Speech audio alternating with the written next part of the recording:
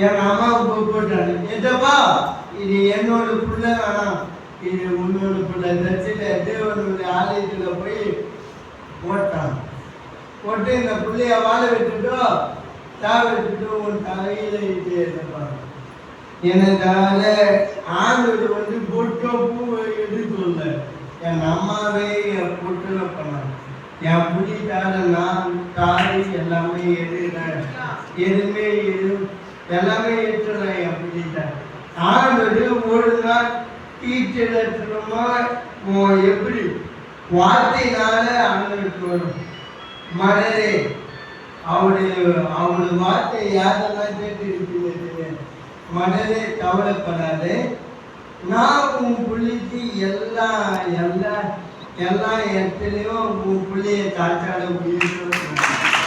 உன் பிள்ளைய நிறைவேற்று, நீ நான் பண்ண போட்டு பயந்துடுமா